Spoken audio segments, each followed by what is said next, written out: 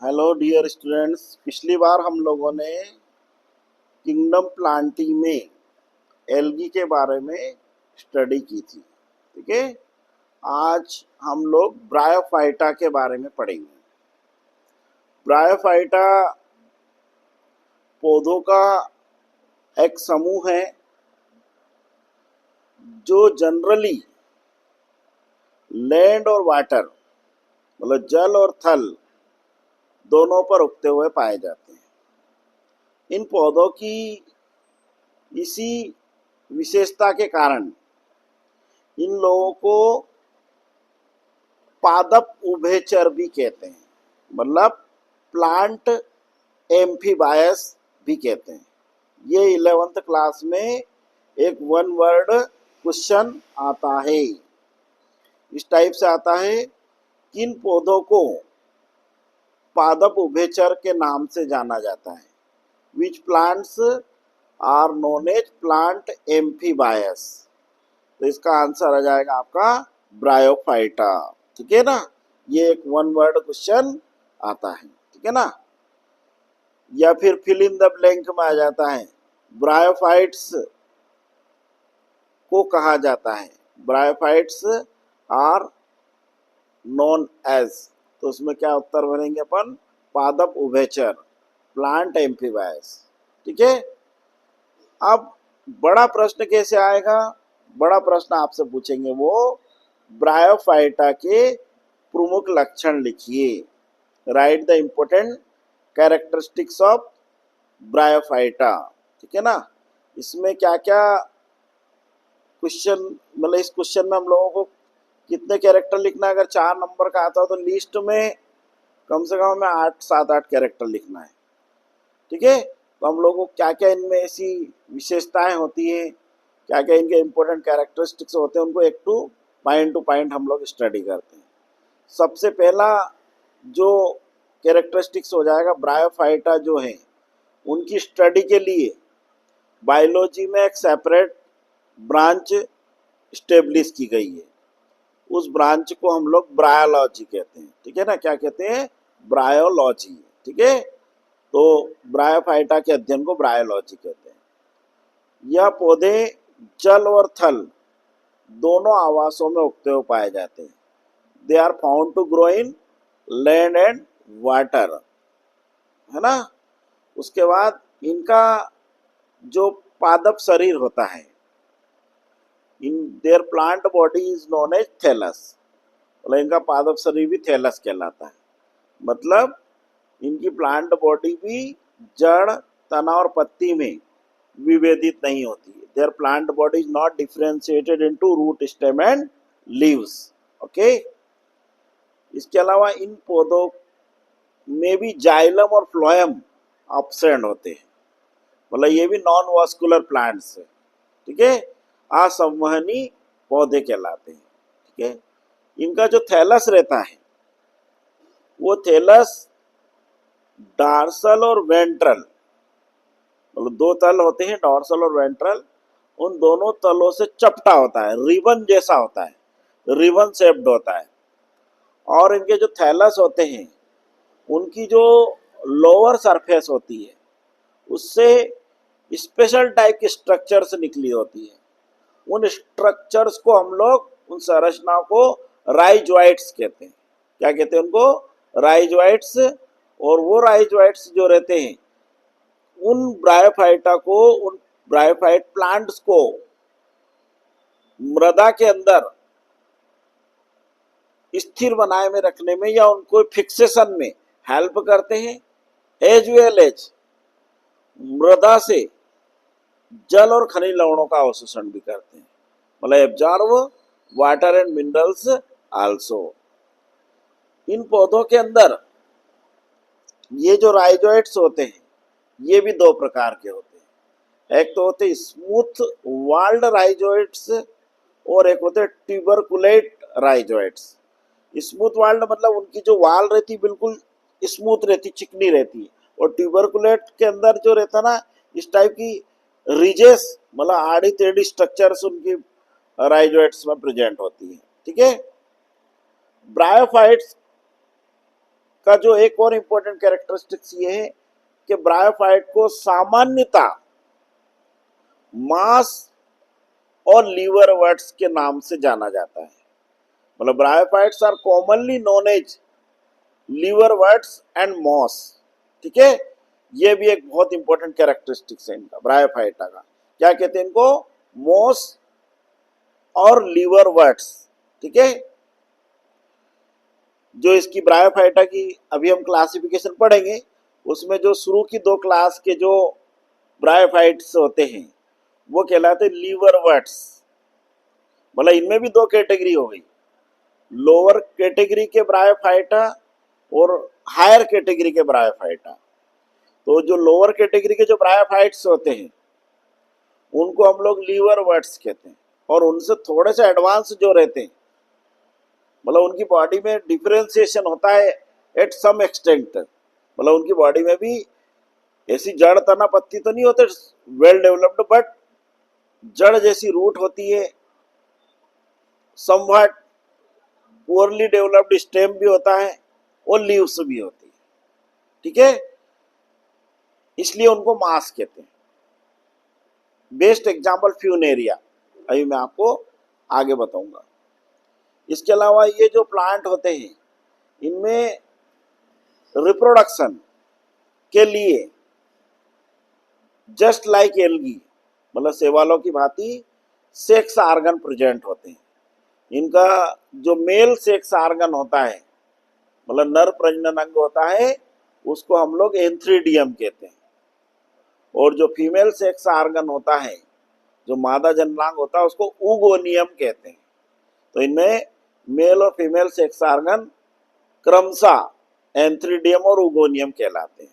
ठीक है, जब इनमें सेक्सुअल रिप्रोडक्शन होता है, मतलब लैंगिक जनन होता है, तो एंथ्रीडियम के अंदर एंथेरोजॉइट्स बनते हैं जो मेल गैमेट कहलाता है, नर युग्मक, और ऊगोनियम के अंदर फीमेल गैमेट बनता है, एग, अंड। ठीक है, इनका जो मेन पादप शरीर होता है, जो मुख्य प्लांट बॉडी होती है, मेन प्लांट बॉडी होती है, वो गैमेटोफाइट होती है। स्पोरोफाइट आता है इनके जीवन चक्र में जब मेल और फीमेल गैमेट के बीच में रिप्रोडक्शन हो जाता है, मतलब फर्टिलाइजेशन हो जाता है, जायगोट बन जाता है, और जायगोट से फिर स्पोरोफाइट बनता है।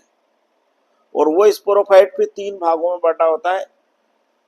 कुछ स्पोरोफाइट में एक ही पार्ट रहता है, किसी जो एडवांस ब्रायोफाइट्स होते हैं उनमें फूट, सीटा और कैप्सूल, तीन भागों में वो डिवाइड होता है। ठीक है, तो इनका जो मेन प्लांट बॉडी जो रहती है वो गैमेटोफाइट होती है, हेप्लाइट होता है वो। और जो स्पोरोफाइट होती है, जो डिप्लाइड होती है, वो लाइफ साइकिल में, जीवन चक्र में बहुत कम आती है, कम समय के लिए रहती है, और बेसिकली वो गैमेटोफाइट पर ही डिपेंड होती है। तो इनका जो लाइफ साइकिल है वो लाइफ साइकिल भी हेप्लोडिप्लोन्टिक टाइप का लाइफ साइकिल होता है। मतलब गैमेटोफाइट फेज इनकी जीवन चक्र की डोमिनेंट फेज होती है, मतलब प्रभावी अवस्था होती है, और स्पोरोफाइट फेज जीवन में आती है बहुत ही कम समय के लिए, for short period of times. तो gametophyte phase alternate the sporophyte phase. ठीक है, मतलब इनका जो मेन थैलस होता है वो गैमेटोफिटिक थैलस कहलाता है। ओके, और वो हेप्लाइड होता है। इसके अलावा इनमें वेजिटेटिव रिप्रोडक्शन भी होता है, मतलब वर्धी जनन भी होता है। और इनमें जो वेजिटेटिव रिप्रोडक्शन होता है वो जनरली दो तीन मेथड से होता है, पर उनमें सबसे प्रिक्युलर मेथड जो होती है वो होती जेमा कप या जेमा फॉर्मेशन के द्वारा। तो ये एक बहुत इंपॉर्टेंट कैरेक्टरिस्टिक्स है कि इनमें जेमा के द्वारा वेजिटेटिव रिप्रोडक्शन होता है। ठीक है ना,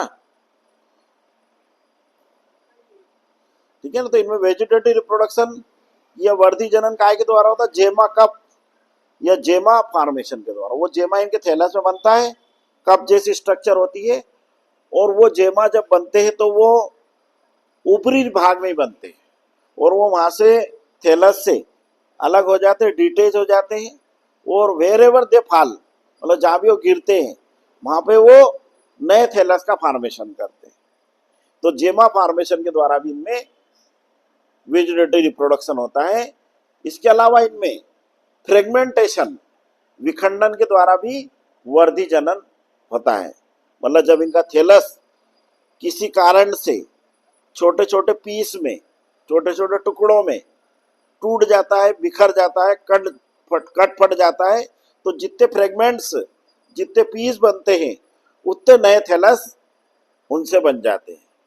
तो ये वेजिटेटिव रिप्रोडक्शन की इनमें दो इंपॉर्टेंट मेथड्स हो गई। एक तो हो गया आपका फ्रेगमेंटेशन और एक जेमा फॉर्मेशन, मतलब विखंडन द्वारा और जेमा या जेमी संरचना के द्वारा।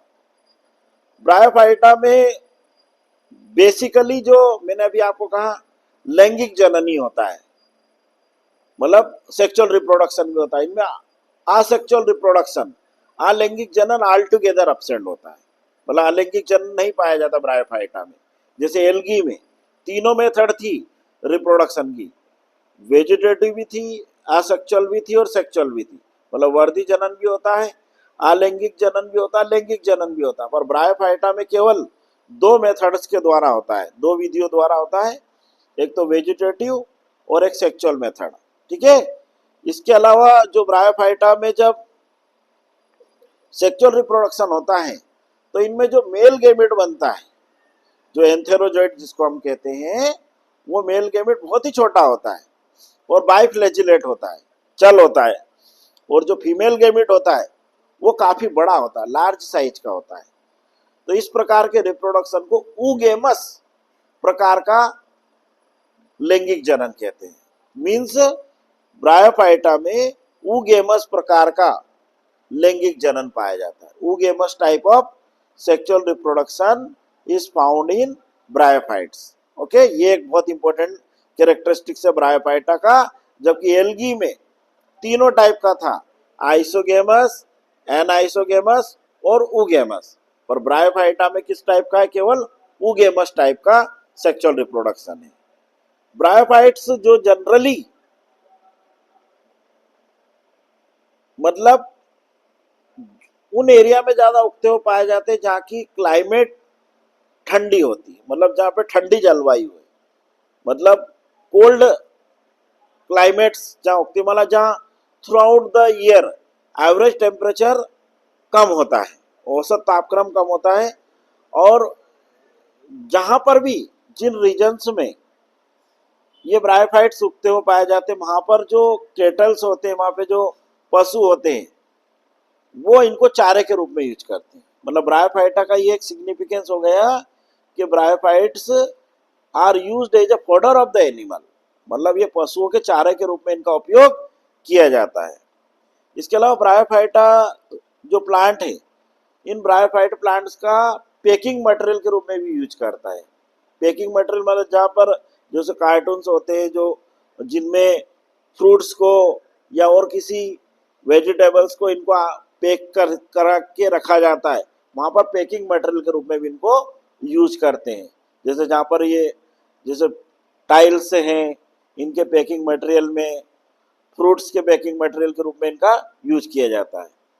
इसके अलावा जिन एरिया में उगते हुए पाए जाते हैं वहाँ सॉइल इरोजन को रोकते हैं, मतलब दे प्रिवेंट सॉइल इरोजन, मतलब मृदा अपरदन को रोकते हैं। इसके अलावा जो ब्रायोफाइट्स होते हैं वो ब्रायोफाइट्स नेचुरल इंडिकेटर होते हैं। जैसे एक एंथोसिरॉस एक ब्रायोफाइट है, वो जहाँ पर उगता हुआ पाया जाता है वो कोल का इंडिकेटर, मतलब वहाँ पे कोयले की खदानें रहती है। तो ये भी एक इनका यूज है किसका? ब्रायोफाइट्स का। बहुत छोटा सा ग्रुप है पौधों का, मतलब इनके बहुत ज़्यादा डाइवर्सिटी नहीं है इनमें, ठीक है ना। और इन ब्रायोफाइट्स को साइंटिस्ट लोगों ने 3 क्लास में क्लासिफाइड किया है, मतलब इनके 3 वर्ग हैं। पहला जो ब्रायोफाइटा का जो क्लास है उस क्लास का नाम है क्लास हिपेटिकोप्सिडा, है ना, या हिपेटेसी। ठीक है। इसमें एग्जाम्पल बता रहा हूं मैं आपको, मार्केंसिया और रिक्सिया। ठीक है ना, इसके 2 एग्जाम्पल हैं, रिक्सिया और मार्केंसिया। किसके? हिपेटिकोप्सिडा के, ठीक है ना। फिर इनकी दूसरी क्लास है जिसका नाम है एंथोसिरोटोप्सिडा या एंथोसिरोटी। इसका एग्जाम्पल है एंथोसिरास, ठीक है ना। और लास्ट और जो तीसरी क्लास है जिसके ब्रायोफाइटा को हम लोग जनरली हम मॉस के नाम से जानते हैं, इस क्लास का नाम है ब्राइडी या मसाई, ठीक है ना। इसका एग्जाम्पल है आपका फ्यूनेरिया, ठीक है ना। समझ में आया। तो ये इनके 3 क्लास में इनको क्लासिफाइड किया गया है। पहली क्लास का नाम है हेपेटिकोप्सिडा, उसका एग्जाम्पल है एरिक्सिया और मार्केंसिया। दूसरी क्लास है एंथोसिरोटोप्सिडा, उसका एग्जाम्पल है एंथोसिरास। और तीसरा है उसका नाम है ब्राइडी या मसाई, इसका एग्जाम्पल है फ्यूनेरिया, ठीक है। तो ये ब्रायोफाइटा के बारे में आपका 11th के लेवल के हिसाब से मैंने आपको समझाया है। एक बार और मैं आपको पूरे ब्रायोफाइटा के शॉर्ट में एट वन गो क्या क्या कैरेक्टरिस्टिक्स होते हैं इनको पूरा डिटेल से एक बार और हाईलाइट कर देता हूं। पहला पॉइंट क्या हो जाएगा, ये पादप उभयचर कहलाते हैं। They are known as plant amphibious. इनका पादप शरीर थैलस कहलाता है। Their plant body is known as thallus. ये असंवहनी पौधे होते हैं। They are non vascular plants.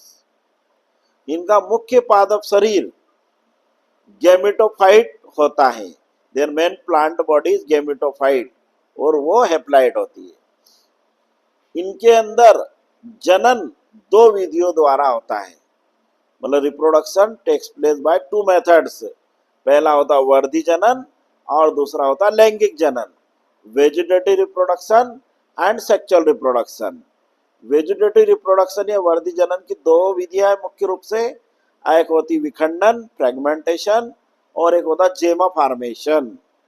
उसके बाद जो आपका ब्रायोफाइट्स होते हैं इनके अंदर जो सेक्सुअल रिप्रोडक्शन के लिए लैंगिक जनन के लिए सेक्स आर्गन होते हैं।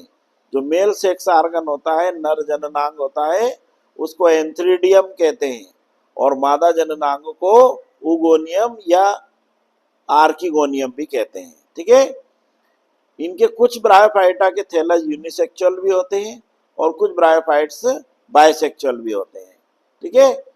इनके जीवन चक्र में गेमेटोफाइट फेज प्रभावी अवस्था होती है। Gametophyte phase is a dominant phase of their life cycle. Sporophyte अल्प समय के लिए आती है, मतलब for short period of time. Sporophyte इनका जो रहता है वो 3 भागों में बटा होता है, फूट, सीटा और कैप्सूल। जो इनका गेमेटोफाइट थैलस होता है उसकी निचली सतह से राइजोइड्स निकले होते हैं और वो राइजोइड्स इन प्लांट को सोइल के अंदर, मृदा के अंदर फिक्स करते हैं और मृदा में से वाटर और मिनरल्स के एब्जॉर्प्शन में हेल्प करते हैं। मतलब they help in fixation of this plant as well as also help in absorption of water and mineral from the soil, ठीक है। इनका जो स्पोरोफाइट होता है वो 3 भागों में बटा होता है, फूट, सीटा और कैप्सूल। फूट, सीटा और कैप्सूल के अंदर। इसके अलावा इनके अंदर जो इनका जो स्पोरोफाइट होता है उसके जो कैप्सूल रहता है उसमें स्पोर्स के अलावा इलेटर्स भी होते हैं और वो इलेटर्स जो रहते हैं इनके स्पोर्स के, इनके जो स्पोर रहते हैं, इनके बीजाणु जो रहते हैं उनके डिस्पर्सल में, मतलब उनके विकिरण में इधर उधर उनको फैलने में हेल्प करते हैं। ब्रायोफाइट्स जो रहते हैं इनका कोई बहुत ज़्यादा सिग्निफिकेंट नहीं है, बट जो कुछ ब्रायोफाइट होते हैं जिनका हम लोग पैकिंग मटेरियल के रूप में यूज करते हैं। कुछ ब्रायोफाइट जो रहते हैं वो उनसे कोल भी ऑब्टेन होता है। कुछ ब्रायोफाइट मतलब कुछ क्या अधिकांश ब्रायोफाइट सोइल इरोजन को या मृदा अपरदन को रोकते हैं। और जिन एरिया में, जिन क्षेत्रों में ये प्लांट ब्रायोफाइट प्लांट उगते हुए पाए जाते हैं उन एरिया में ये उन एरिया में जो वहाँ के जो पशु रहते हैं, वहाँ के जो कैटल्स होते हैं, उनके फॉडर के रूप में, उनके चारे के रूप में भी इनका यूज किया जाता है और इनको हम लोगों ने 3 बड़ी क्लास में बांटा है। एक क्लास है इनकी हेपेटिकोप्सिडा, एंथोसिरोटोप्सिडा और ब्राइडी या मसाई, ठीक है ना। तो ये ब्रायोफाइटा के थे। बड़ा प्रश्न, अब ब्रायोफाइटा के छोटे छोटे 3 प्रश्न जनरली पूछ सकते हैं वो परीक्षा के अंदर। पहला क्वेश्चन पूछते हैं वो कि पादप उभयचर के नाम से जाना जाता है, the plant amphibious is known as, तो उसमें आप ब्रायोफाइटा करना है। इसके अलावा सेकंड वन क्वेश्चन जो है, मॉस और लीवरवर्ट के नाम से किसे जाना जाता है, plant commonly known as liverwort and moss, तो उसमें भी आपका ऑप्शन आ जाएगा क्या, ब्रायोफाइटा, ठीक है ना। ये इनके छोटे छोटे क्वेश्चन है। इसके अलावा ब्रायोलॉजी पूछ लेते, ब्रायोलॉजी क्या है ना। तो ब्रायोलॉजी जो है मतलब इनकी स्टडी को, ब्रायोफाइटा के अध्ययन को ब्रायोलॉजी कहते हैं, ठीक है ना। तो ये ब्रायोफाइटा के बारे में था। और अब हम लोग अगला जो पढ़ेंगे उसमें टेरिडोफाइटा के बारे में पढ़ेंगे, ठीक है ना। तो एल्गी और ब्रायोफाइटा लगभग लगभग एक जैसे ही प्लांट है, but bryophytes are more advance than algae, ठीक है ना। ब्रायोफाइट्स शैवालों से कुछ उन्नत पौधे होते हैं, ठीक है ना। और बहुत छोटा सा ग्रुप है प्लांट का ये, ठीक है ना। और जनरली ये नम और छायादार स्थानों पर, मॉइस्ट एंड शेडी प्लेसेस पर ये उगते हुए पाए जाते हैं। ओके, बाकी का अगली बार हम पढ़ेंगे। All the best.